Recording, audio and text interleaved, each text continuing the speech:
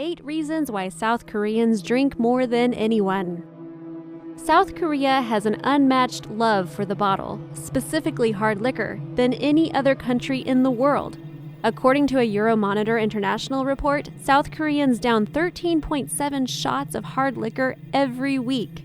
Russia trails at a distant second with 6.3 shots, and Philippines third, consuming 5.4 shots. Soju, a locally fermented rice spirit with a 20% alcohol content, accounts for 97% of all sales. South Koreans definitely didn't become a drinking nation out of the blue. There are reasons, and outlined next are 8 of them. Number 1. It is cheap and readily accessible. In most Western and European countries, selling alcohol is restricted to either specific hours of the day, certain days of the week, or among selected retailers. South Korea sails on a different boat. Alcohol is readily available at any convenience store, supermarket, street vendor, shop, or restaurant 24 hours a day. Even in rural parts, you're bound to find alcohol. Any person with an ID can access alcohol anywhere at whatever time they please. You can also drink almost everywhere, be it on the beach, public park, or street, as there are no specific regulations barring public drinking. Liquor in South Korea is also cheap compared to, say, America. A 375 milliliter of soju is around 1,500 won, or just $1.30 USD, which is cheaper than bottled water in most Western countries. Number 2. They see it as a way of bonding. It's not unusual to meet someone in South Korea and the first thing they suggest is having a drink.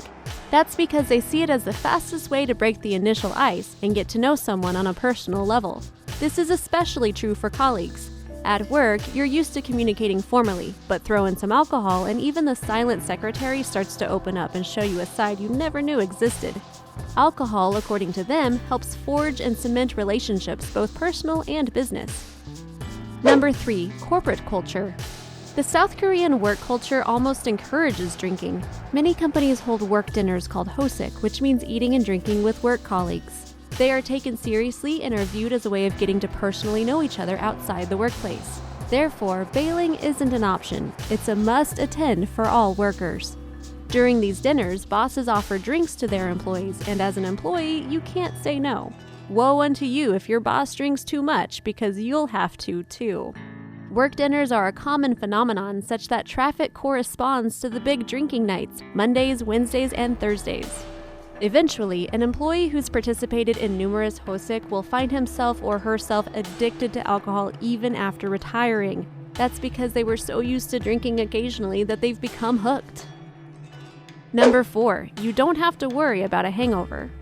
South Koreans undeniably love to drink, but are aware of the nagging hangover that accompanies the heavy drinking.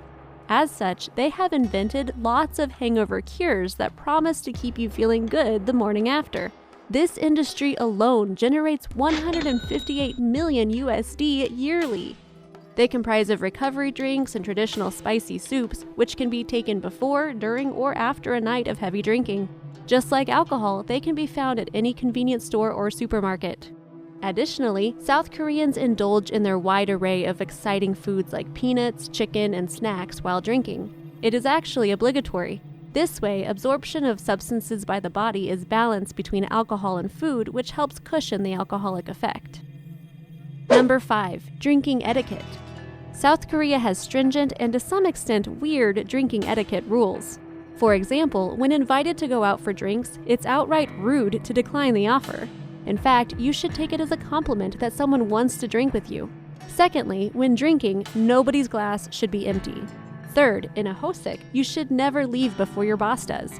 Fourth, you can never decline a drink unless for religious or medicinal reasons. Not in the mood for a drink is not an excuse and is seen as disrespectful.